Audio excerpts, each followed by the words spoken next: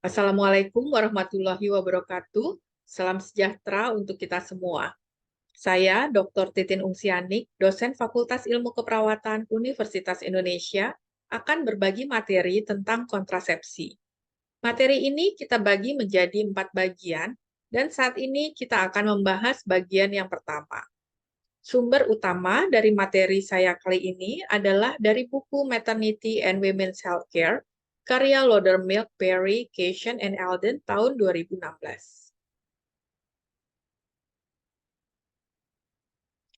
Pertama-tama, mari kita bahas beberapa definisi yang terkait dengan kontrasepsi. Yang pertama adalah keluarga berencana atau KB, yaitu keputusan sadar mengenai kapan akan hamil atau menghindari kehamilan selama masa reproduksi.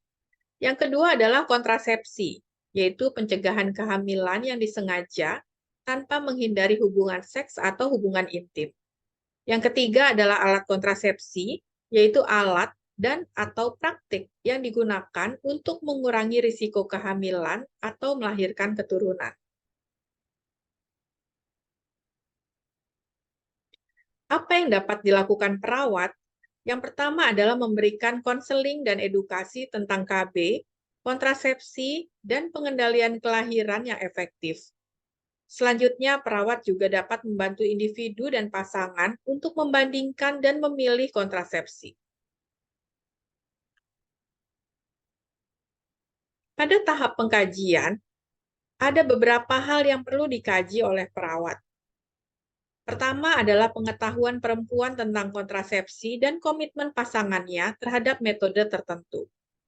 Selanjutnya adalah frekuensi sanggama, jumlah pasangan seksual, penggunaan kontrasepsi, dan keberatannya atau pasangannya terhadap metode tertentu.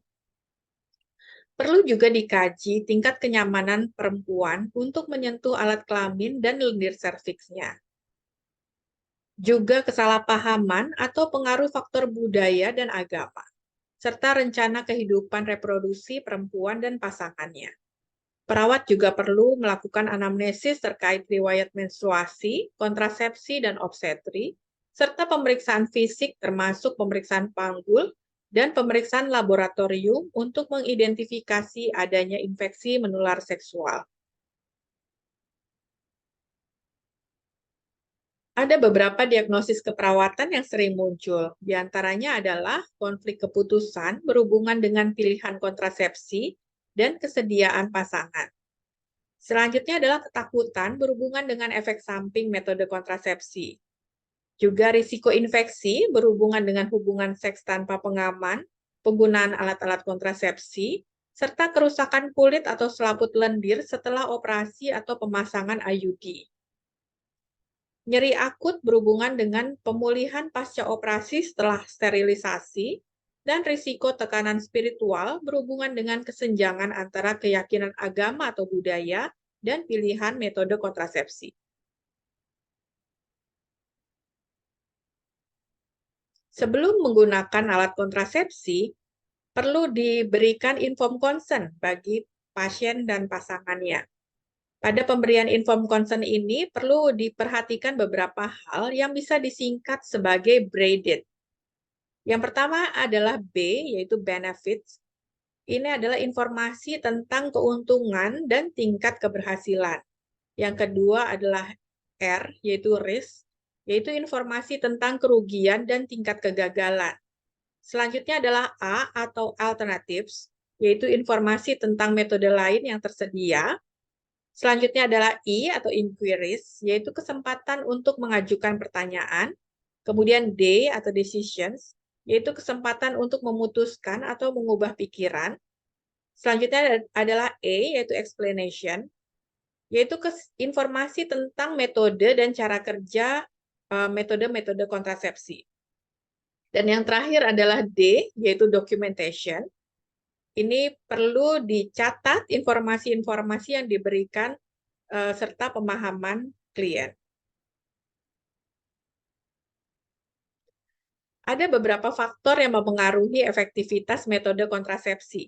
Di antaranya adalah frekuensi hubungan seks, motivasi untuk mencegah kehamilan, pemahaman tentang cara menggunakan metode-metode kontrasepsi, kepatuhan terhadap metode kontrasepsi, pemberian perlindungan jangka pendek dan jangka panjang, kemungkinan kehamilan bagi setiap pasangan, serta penggunaan metode kontrasepsi secara konsisten.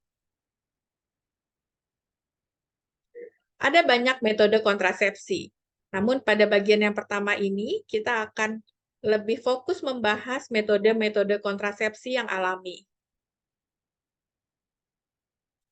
Yang pertama adalah coitus interruptus atau senggama terputus.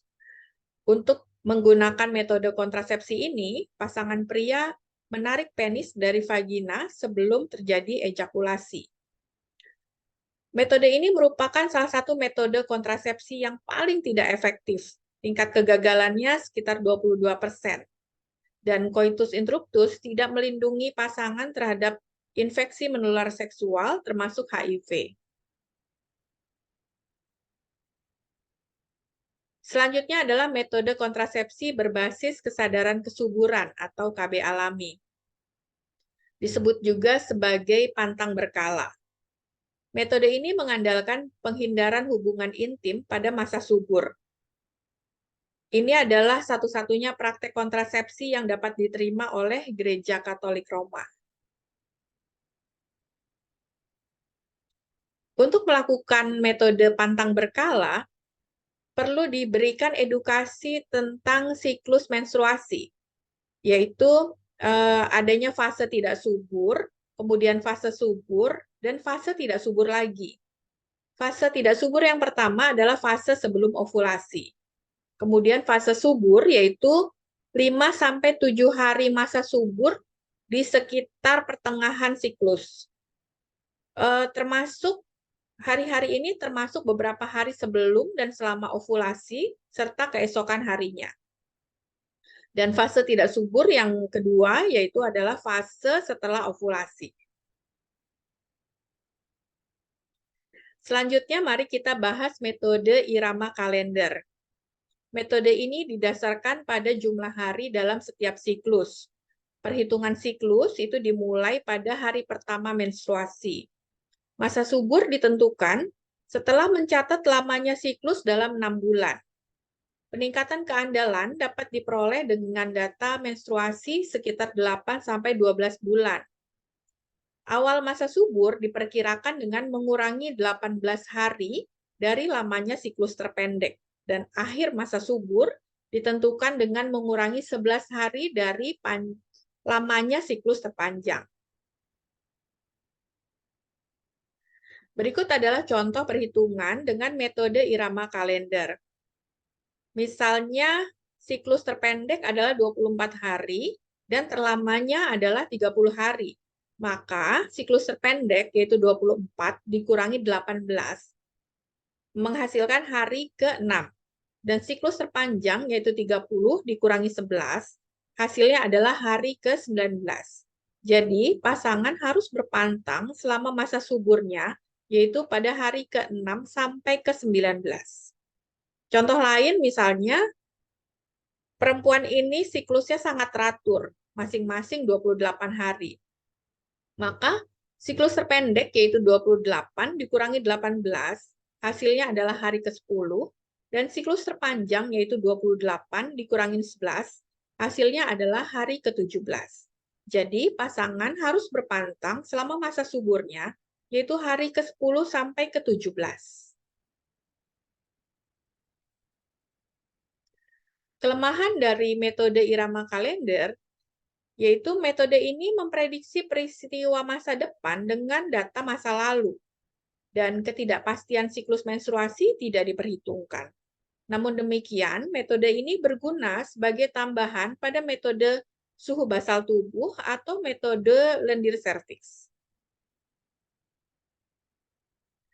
Selanjutnya, mari kita bahas metode hari standar. Metode ini merupakan modifikasi dari metode irama kalender. Pada metode ini diasumsikan bahwa masa kesuburan atau hari-hari kesuburan itu tetap, yaitu hari ke-8 sampai ke-19. Hari pertama menstruasi ini dihitung sebagai start ya, atau mulai menghitung. Metode ini bermanfaat bagi yang siklusnya teratur, yaitu sekitar 26 sampai 32 hari, dan tidak dapat diandalkan bagi yang siklusnya lebih pendek atau lebih panjang. Tingkat kegagalan pada metode ini adalah sekitar 12%. Selanjutnya, mari kita bahas metode berbasis gejala. Metode ini kita bagi menjadi 4, yaitu metode 2 hari, metode deteksi lendir serviks, metode suhu basal tubuh, dan metode gejala.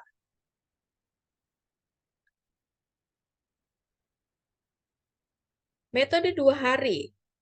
Jadi bagaimana cara perhitungan metode 2 hari? Jika hari ini dan kemarin ada lendir serviks, maka hindari senggama atau gunakan alat kontrasepsi. Dan jika setelah 2 hari tidak ada lendir serviks, maka kemungkinan hamil sangat rendah. Artinya boleh melakukan hubungan seks. Angka kegagalan untuk metode ini adalah sekitar 24%. Selanjutnya kita bahas metode deteksi lendir serviks. Di sini perempuan perlu memeriksa kuantitas dan sifat lendir pada introitus dengan jari atau kertas tisu setiap hari selama beberapa bulan, dan evaluasi kekeruhan, kelengketan, dan kelicinan lendirnya. Seperti diketahui bahwa lendir serviks bertransformasi sebelum dan selama ovulasi untuk memfasilitasi dan meningkatkan kelangsungan hidup dan motilitas sperma. Hubungan intim aman mulai hari keempat setelah hari terakhir lendir yang basah, bening, dan licin, yang ini menandakan bahwa ovulasi telah terjadi 2-3 hari sebelumnya. Namun demikian, beberapa perempuan merasa tidak nyaman untuk menyentuh alat kelaminnya, sehingga tidak bisa menerima metode ini.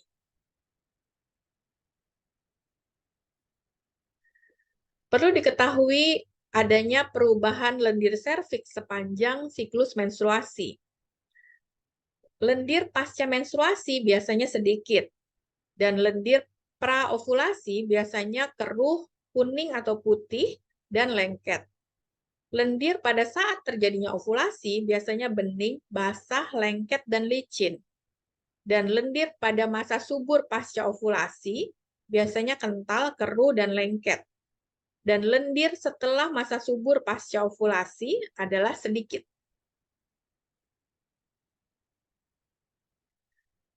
Mari kita bahas metode suhu basal tubuh.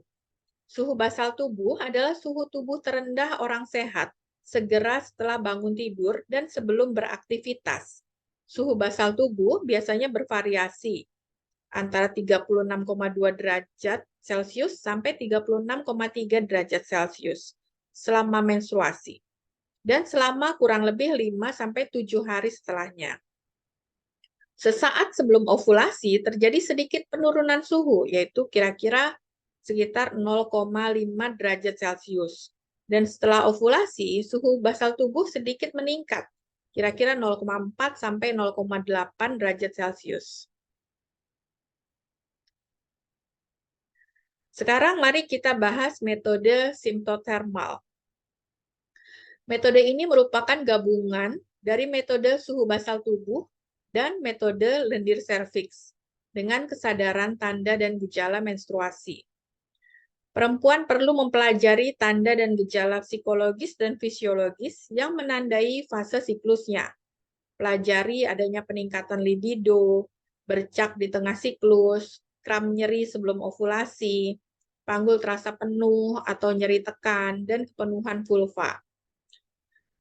Perempuan juga perlu meraba leher rahimnya. Bisa teraba bahwa cervix itu sedikit melebar, cervix melunak dan mengembang di vagina, serta lendir cervix keluar banyak dan licin. Ini menandakan sedang terjadi ovulasi. Perhitungan kalender dan perubahan lendir serviks digunakan untuk memperkirakan masa subur. Perubahan lendir serviks atau suhu basal tubuh digunakan untuk memperkirakan akhir masa subur. Selanjutnya, mari kita bahas metode penanda biologis. Metode ini bisa dibagi menjadi dua, yaitu dengan menggunakan alat prediktor ovulasi atau dengan model Marquardt.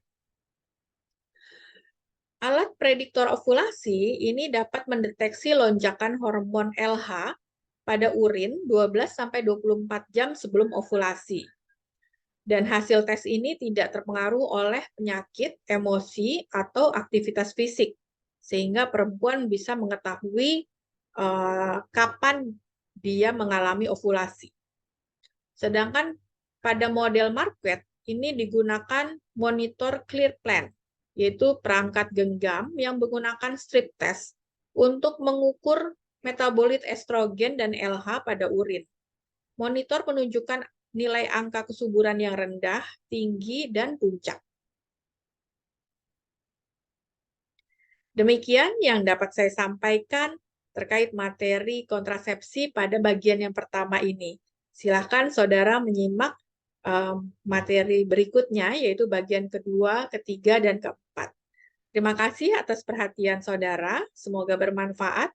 Wassalamualaikum warahmatullahi wabarakatuh. Salam sejahtera untuk kita semua.